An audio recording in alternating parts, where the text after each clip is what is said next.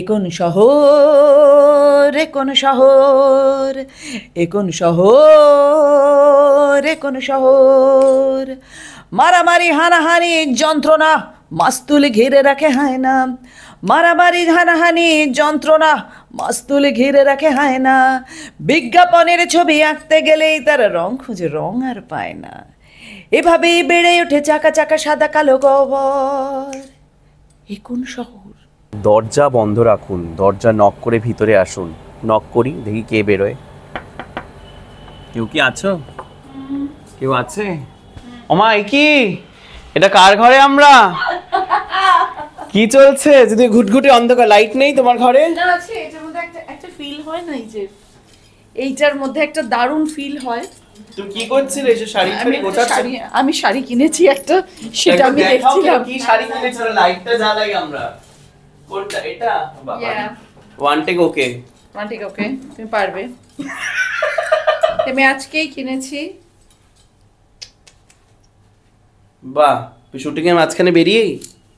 হ্যাঁ, গ্যাপ ছিল, আমি উল্টো দিকেই দোকান, সেখানে গেছি। এটার সঙ্গে ব্লাউজ পিস আছে, আপনারা যদি কেউ কিনতে চান আমি একটু বেশি দামে বিক্রি করব, যোগাযোগ করতে পারেন। এটা ব্লাউজ পিসের হাতে কাজ করা আছে, যদি কিনতে চান বলবেন। আমার হাত থেকে শাড়িটা নেবেন, একটু বেশি দাম দেবেন, চলে আসবেন। তুমি শাড়ির ব্যবসা শুরু করছো কি?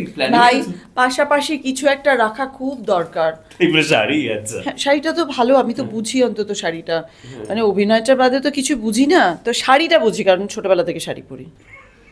তো এইটার ব্যবসাটা করলে, এটা যেমন কম্বিনেশনটা ভীষণ ভালো, কোয়ালিটিটাও খুব ভালো, গরমকালে গরম লাগবে না, আপনারা পরতেই পারেন, আসতে পারেন। পুরো ঠোঁটস্থ পেটস্থ মুখস্থ সবকিছু আছে একেবারে। আচ্ছা, আজকে আমরা স্বাগত। তোমরা কেউ নেবে? না কেউ নেব না, তুমি ব্যাগে ঢুকিয়ে রাখো। বলো যে নেবে, না হলে ওরা নেবে না। নেবে তো এটা? হ্যাঁ নেব। হ্যাঁ তোমরা নেবে? হ্যাঁ নেবে, সবাই নেবে বলেছে। ওখানে একটা শাড়ি তুমি সবাইকে দেবে? না, আমি এটা অর্ডার করব। আমি তো একসঙ্গে 10 জন আছে, ওদের সঙ্গে 10 জন নেবে বলছে, থ্যাংক ইউ। তো 10টা একসঙ্গে অর্ডার করলে আমি আরো কম দামে পাবো, এবং আমি একটু বেশি দামে বিক্রি করব, আমার লাভ হবে। স্বাগতা দি, এবার শাড়ি থেকে একটু বেরোই, তোমার মেকআপ রুমটা একটু দেখবো আজকে Okay, আমরা। sure. প্রচুর কিছু কায়দাবাজি করে সাজিয়ে গুছিয়ে রেখেছো তুমি তোমার মেকআপ রুম। এই যে একটা আয়না, তোমার এর আয়না রুম ঢেকে গেছে কেন? ঠান্ডায় আয়নাটা ঠান্ডায় ঢেকে গেছে। এইটা একটা সিনেমা ছিল, সেটাতে কানেক্ট করুন, এরম করে দেখা হয়েছিল। এরম করে ইন আঁখোं की मस्ती का मस्तान। হোক না গানটা, থামলে কেন? না, তোদের আবার আটকে দেবে।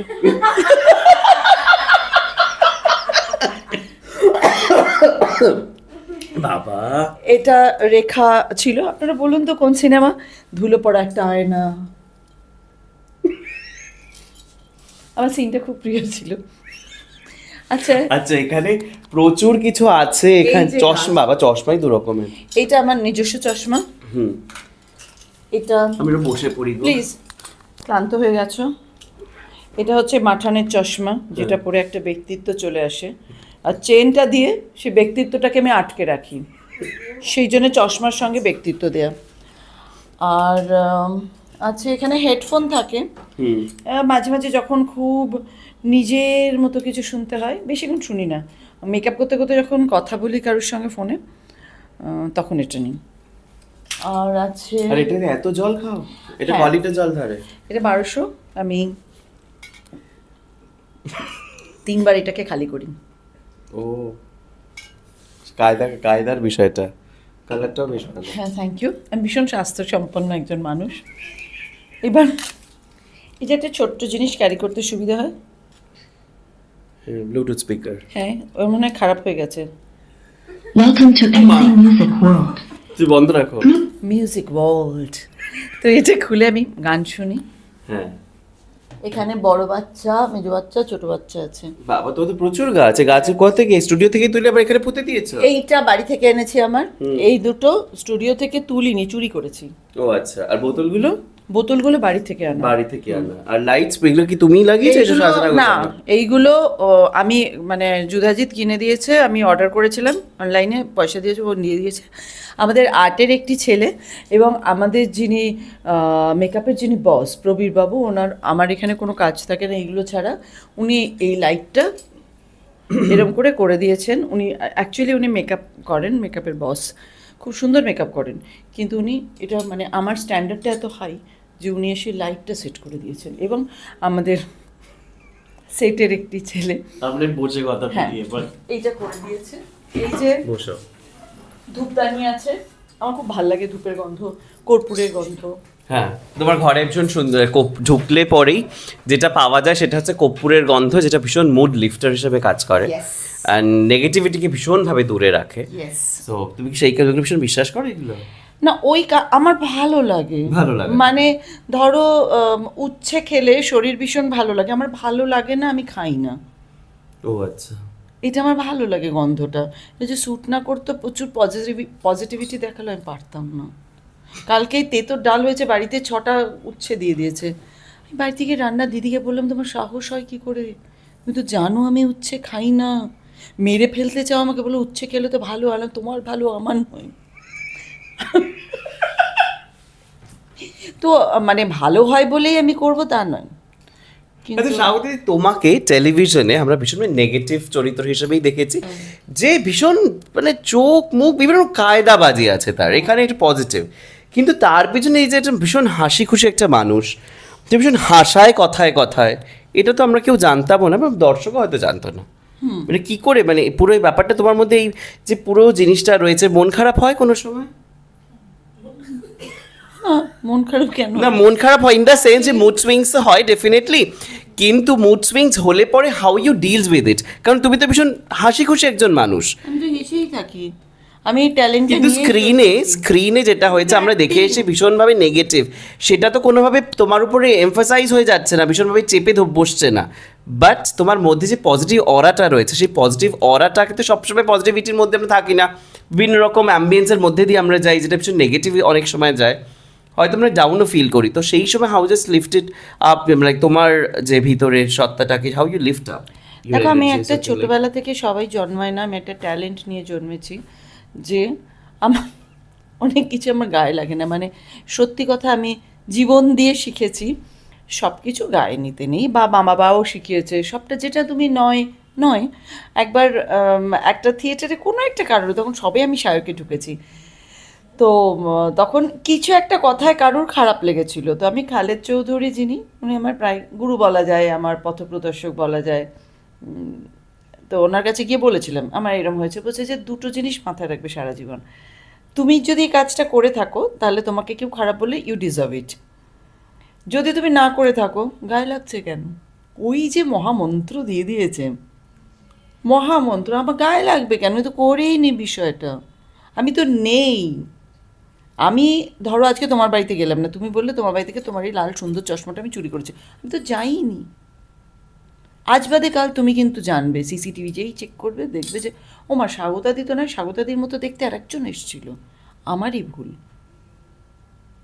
তাই না? মানে তুমি এরকম ভাবে ব্যাখ্যা দিয়ে পুরো জিনিসটাকে তুমি না, ব্যাখ্যা দিই না, ও মনটা না নিজের কাছে নিজেকে তো তোমাকে হ্যাঁ, আমি ক্লিয়ার তো থাকতেই নয় হয়, ওটা, মানে কেন বলছে, খুব বেশি যদি কোনো জিনিস কখনো খারাপ লাগে, আমি একটু ঋষির সঙ্গে কথা বলি, কনসাল্ট মানে ওই আর কি, জানো এই হয়েছে, ঋষিও অ্যাকচুয়ালি যেটা সুবিধা হয়েছে, ঋষিও না এগুলো নিয়ে খুব নার্চার করে না, মানে কথা বাড়ে আছে না, কথায় কথা বাড়ে, জলে বাড়ে ধান, আর বাপের বাড়ি থাকলে মেয়ের বাড়ে অভিমান, এটা আমার একটা নাটকের ডায়লগ।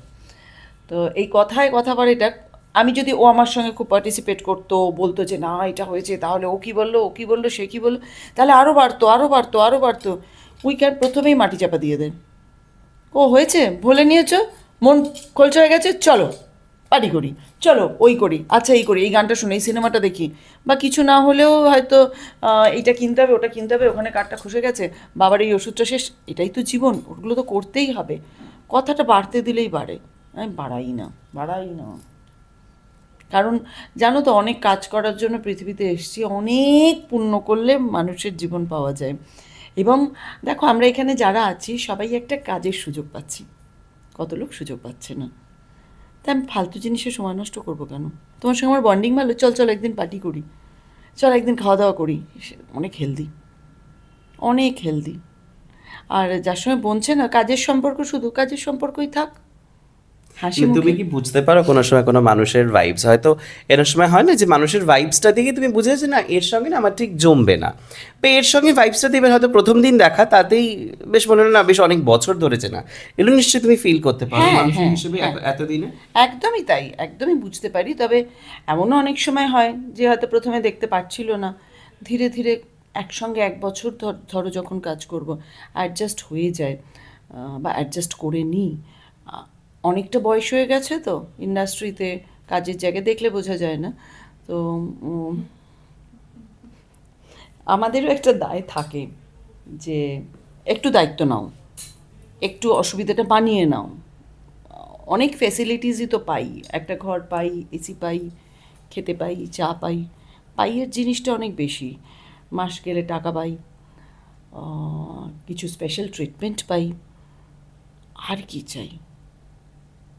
বাদ বাকি আমার মানে এটা যদি একটা কর্পোরেট, আমি যেমন আমাকে নিলে টাইমে আমি আসি সেটা পাবে, টাইমে ডায়লগ মুখস্থ করি, ট্যান্ট্রাম দেখাই না, সেগুলো সব আছে। একটা কর্পোরেট হাউস হলে আমার 8টা কল টাইম, আমি 10টায় ঢুকছি, কেউ মেনে নেবে? তোমাদের অফিসে মেনে নেবে? মেনে নেবে না, তাই না? তো এইগুলো আমি মেনটেন করি। বাদ বাকিটা না হয়ে যায়, মানে এটা দেখতে দেখতে ধরো কোনো হাউসের কেউ একজন পছন্দ করে না, ধীরে ধীরে বলে না, এই তো বাকিটা তো ঠিকই আছে, দেখে যেটা ভেবেছিলাম নয়, বাসে সরে যায়। মানে পৃথিবী শুদ্ধ লোক আমায় ভালোবাসবে এটা হলে আমি এত ভালোবাসা কোথায় রাখবো? রাখার জায়গা নেই, এইটুকুনি তো মেকআপ রুম, কোথায় রাখবো? বাড়িতে আলমারিতে আমি এত শাড়ি কিনে, দেখলে তো ঢুকেই শাড়ি কেনার বহর, আলমারিতে জায়গা নেই। তোমার ঋষিদের সঙ্গে ঝগড়া হয় না, কাজ নিয়ে তর্কাতর্কি হতে পারে যে এটা এই নাটকটা এইভাবে না হয় ওটা কেন হলো, বা এই বাবা আজকে এটা হলো না, এইটা করার ছিল, ভুলে গেছি, বা ভুলে যাওয়া। আদারওয়াইজ মানে আমাদের দুজনের কাছে প্রত্যাশাটা ভীষণ কম। আর তুমি কি বাড়িতে এরকম ভাবেই হাসাও এর থেকে বেশি। এর থেকে বেশি? হুম। কি তো ঋষিদা কি রেগে যায় তোমার? না, সেও তালে তাল দেয় না, ও যত বেশি কথা তো বলে না, শুনে যায়, অদ্ভুতভাবে শোনে। তারপরে তোমার শোনার লোক আছে? শোনার লোক আছে। আমাদের বাড়িতে যিনি রান্না করেন, যিনি 24 ঘন্টা থাকেন, সবাই এরম করে বসে থাকে আমার দিকে তাকিয়ে, আমি একাই বলে যাই। বাবা বসে থাকে, ঋষি মাস 6 হলো চলে গেছেন। মাও ইন্টারভিউতে সবসময় বলেছে, যতবার নিয়েছে, স্বাগতা বাড়িতে থাকলে টিভি খোলার দরকার নেই, রেডিও দরকার নেই, নিউজ পেপার দরকার নেই, উত্তর দেওয়ারও দরকার নেই, প্রশ্নটা নিজে করবে, 1 সেকেন্ড অপেক্ষা করবে, উত্তরটাও দিয়ে দেবে। তো আমি সবাইকে বলি আমি খুব জলি। এখানে বেশ অনেক বছর বাদে তুমি পজিটিভ চরিত্রে, এর আগে নেগেটিভ ক্যারেক্টারই আমরা তোমাকে বেশি দেখে এসেছি। তো সেক্ষেত্রে নেগেটিভ ক্যারেক্টার কোনো সময় এরকম হয়েছে যে কোনো ক্যারেক্টার ভীষণভাবে নিজের মধ্যে ইমবাইব হয়ে গেছে, ভীষণ কষ্ট হয়েছে পরে আস্তে আস্তে সেখান থেকে বেরোতে? কারণ অভিনেতা তো, এবং বছরের পর বছর করতে করতে কিছু ট্রেটস ঢুকে যায়, অনেকেই বলে। না, মানে দেখো, আমার ধারণা যে আমি গতকাল যদি আমার বিয়ে হয়ে থাকে, আমি বিয়ের সাজে সেজেছিলাম, আমি সাজটা থেকে বেরোতে পারছি না, এটা হতে পারে? তার পরের দিনের সাজটা তো নতুন করে বৌভাতের সাজ, সেটাও আমায় সাজতে হবে। তার পরের দিন আবার 7 দিন বাদে অষ্টমঙ্গলায় যাওয়া, সেটা আর একটা সাজ। একটার মধ্যে এটা আমার মনে হয়, আমার কখনোই মানে এমন হয়েছে যে ইনিশিয়াল স্টেজে হয়তো স্পেশালি যখন বর্ণিশিকা করতাম, ওরকম একটা ক্যারেক্টার, একটা তো সেই মুহূর্তে ওই ক্যারেক্টার যা বলছে সেটা সত্যি, তো আমি তো সত্যিভাবেই বলতাম, তাতে সত্যি ইমোশনটা আনতে গেলে হয়তো একটা এখানে পেন হচ্ছে বা কিছু হচ্ছে, মানে সেটা হয় প্রচণ্ড ইন্টেন্স কোনো সিন থাকলে। আদারওয়াইজ মানে ওটা কেন আমাকে এফেক্ট করবে? না, এফেক্ট আমি ওইভাবে বলি না, আমি বলছি যে হয়তো কোনো সময় ঝগড়া হচ্ছে বা কোথাও কোনো কথা তোমার পছন্দ হলো না, হয়তো চোখ মুখের একটা এক্সপ্রেশন যেটা তুমি টেলিভিশনেই করো এই চরিত্রটার জন্য, হয়তো সেটা আবার তুমি তোমার ব্যক্তিগত জীবনেও সেটা তুমি করে ফেললে। আমি সেই দিক থেকে আমি বলছি, এরকম কোনো সময় না, কারণ মানে আমি যে চরিত্রগুলো করি আর ব্যক্তিগতভাবে আমি যেটা, সেটা এতটা দূরে না, ওই এক্সপ্রেশনটা আস্তে আস্তে মাঝপথে হারিয়ে যায়, আর নেই, ভ্যানিশ। হ্যাঁ, ও আসছে আসছে আসছে, ততক্ষণে একটা দিন পেরিয়ে গেছে, তো এতটা দূরে আমি দাঁড়িয়ে থাকি ওই চরিত্রগুলোর ধারে কাছে নেই। তো মানে আমি কোনোদিন কাউকে একটা যে ঠাস করে চড় মারা বা এই করা আমার মানে সব থেকে বেশি মানে যদি আমি বলি মানে এক্সট্রিম চিৎকার করেছে কিছু মানে কিছুর ওপরে, সেটা হয়তো কোনো সময় হয়তো ঋষির ওপরে, মানে সেটা কেন এটা হলো না আমার এইরকম, মানে সেটাও এক্সট্রিম, মানে সেটা পাশের ঘরে শুনতে পাবে না। আর একবার দুবার হয়তো হয়েছে যে হয়তো বাবা টাইমলি কোনো জিনিসটা দিতে ভুলে গেছে বলে, যে 24 ঘন্টা বা ওষুধটা কোনো গোলমাল করেছে। মায়ের ক্ষেত্রে হয়েছিল যে একটা ওষুধ যেটা ডোজটা ডাবল দিয়ে দিয়েছিল একবার, তো সেটাতে মানে সেটা বাংলায় লেখা লেখা বক্স করে রাখতো, সেটাতে প্রচণ্ড রেগে গেছিলাম। আচ্ছা, মানে সেটা আমার মানে কন্ট্রোলের বাইরে আমি রেগে গিয়েছিলাম যে এটা হবে কেন, তাহলে কাজ কী? কারণ সেই মানুষটা সেক্ষেত্রে খুব অসহায়, সে তো নিজে কিছু করতে পারছে না, ওইটুকুনি টেক কেয়ার তো করা দরকার। আদারওয়াইজ আমার কিছু নিয়ে গুছিয়ে জিনিসটা যেখানে থাকবে সেরকমই কি? হ্যাঁ, মানে হ্যাঁ। একদম ভীষণ, হ্যাঁ, ওই কি যেন বলে ওসিডি। না ওসিডি নেই, কিন্তু গোছানো আছে। এই যেমন এখানে গুছিয়ে রেখেছি, কখনো অগোছালো হলো, জীবনটাই তো তাই, কখনো গোছাবো কখনো অগোছালো। সবসময় একটা গোছানো থাকলে কিরকম হোটেলে ঢুকেছি মনে হবে, আমার সেটাও আমার ভালো লাগে না।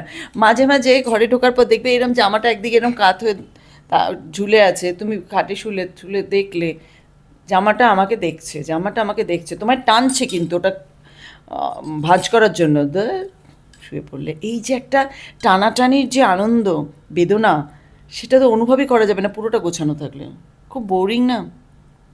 বুঝলাম। আচ্ছা, লাস্ট আমরা প্রচুর প্রচুর প্রচুর ভারী হয়ে ব্যাপার হয়ে যাচ্ছে। লাস্ট সেটা হচ্ছে যে পুরোপুরি সম্পর্ক, যেহেতু তুমি অনেকগুলো বছর তোমার হয়ে গিয়েছে, দাম্পত্য জীবন কাটিয়ে ফেলেছো, এই এখন তো দাম্পত্য জীবন মানে অদ্ভুত একটা মানে পোষাচ্ছে না, বিভিন্ন রকম সম্পর্কের নাম আছে। তুমি কিভাবে পুরো জিনিসটাকে দেখে এসছো যে সম্পর্ক ভালো রাখতে গেলে, সেটা দাম্পত্য জীবন হোক বা এমনি প্রেমিক প্রেমিকা, সেই সম্পর্ক ভালো রাখতে গেলে কি এক্স্যাক্টলি করা উচিত, কি ছাড়া উচিত, কি রাখা উচিত? একটু স্পেস দেওয়া উচিত। সবসময় সে খাচ্ছে কি না, সে ওষুধ খেলো কি না, সে চা খেলো কি না, সে সিঙ্গারা খেলো কি না, সিঁড়ি দিয়ে একটা স্টেপ নেবেছো আমি বললে না বাড়ি থেকে বেরিয়ে গেলে, এইটা তো মানে বিরক্তিকর পর্যায়ে। মানে এখন ধরো তোমাদের সঙ্গে আমি একটা সিন অফ আছে, আমি এখানে চা খেতে গেলাম, শোনো না আমি চা খেতে যাচ্ছি, আমি পারবো না, স্পেসটা দাও, নিজে একটু স্পেসটা নাও। খুব কাছ থেকে যদি এরম করে হাতটা দেখি কিছু দেখতে পাবো না, একটা নির্দিষ্ট দূরত্ব রাখো, তাকে বাঁচতে দাও।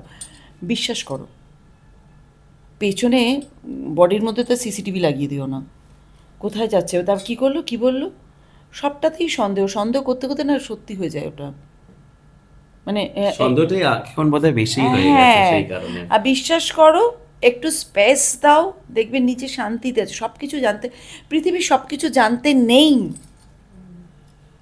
জানতে চাওয়া উচিত নয়। ধরো আমি তোমার সঙ্গে সম্পর্কে এলাম, আসার পর প্রথম 1 মাস 2 মাস ভালো গেল, তারপরে তোমার আগে কে ছিল সেটা আমার প্রচণ্ড জানার ইচ্ছে হলো, তার সঙ্গে কী নিয়ে ঝগড়া ছিল, তখন প্রচণ্ড প্রেম, ও আমায় সব বলে দিল, এই কারণে আমার এইগুলো ভালোবাসতো, সবুজ রং ভালোবাসতো, তারপরেও আমাকে একটা সবুজ রঙের শাড়ি এনে দিল, ও তার কথা মনে করে তুমি সবুজ রং আনলে। এই অতীত খুঁড়তে যেও না, খুঁড়তে গেলে তোমার অতীতেও এমন কিছু আছে যেটা নিয়ে তুমি লজ্জিত হবে, কারণ মানুষের জীবন, ভুল সকলের হয়। কিছু করতে কেউটে বেরিয়ে আসবে। হ্যাঁ, গোখরো ফোকরো বেরিয়ে আসবে, তখন এবার সাংঘাতিক কাণ্ড হবে। বেশি জানতে যেও না, আজ থেকে চিনতে শুরু করলাম, আজ থেকে শুরু করি না, আজ থেকে লেখাপড়াটা শুরু হলো অ ক খ। যেমন ধরো আমি জার্মান ল্যাঙ্গুয়েজ যদি আমি শিখতে চাই, তার আগে জার্মান বাংলাতে কী ছিল, তার আগে জার্মান প্রথম কে শিখেছিল, এই করতে করতে কী হবে, ল্যাঙ্গুয়েজটাই শিখতে পারলাম না, ওটা নিয়ে গবেষণা করে গেলাম, তারপরে দেখলাম আমার সময় ফুরিয়ে গেছে, আমার কোর্স শেষ, আমার আর জার্মানি শেখা হলো না, জার্মান ল্যাঙ্গুয়েজ। তো আজ থেকে তোমার সঙ্গে আমার সম্পর্ক, আজ থেকে তুমি আমি অ ক খ শুরু করি, বাকিটা মুছে দিই না, মুছে দিয়ে এগিয়ে যাই, আমার চশমাটার মতো। চশমার কায়দাবাজি করার একটা ডিআইওয়াই একটা ভিডিও আছে, আমি একটু তুমি আমাকে দিও তো, ওটা কি ভিডিও ফরম্যাটে আছে? হ্যাঁ, ওইটা আমাকে একটু দিও তো, একটু ডিআইওয়াই ফরম্যাট কি করে আপনি ইউজ করতে পারেন আপনার চশমার ভোল বদলানোর জন্য, ইয়েস, মানুষই শিখিয়ে দেবে সেটা কি করে। আসছে।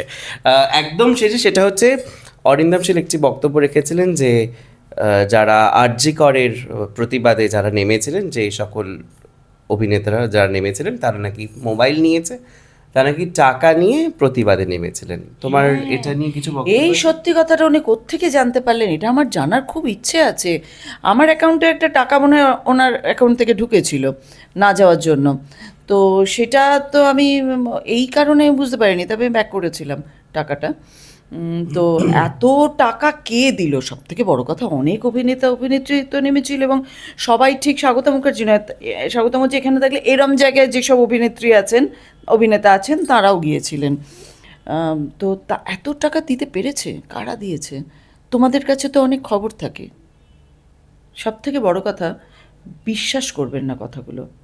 স্বতঃস্ফূর্ত আন্দোলনকে যদি বলা হয় টাকা নিয়ে, তাহলে আপনারাই বুঝতে পারছেন।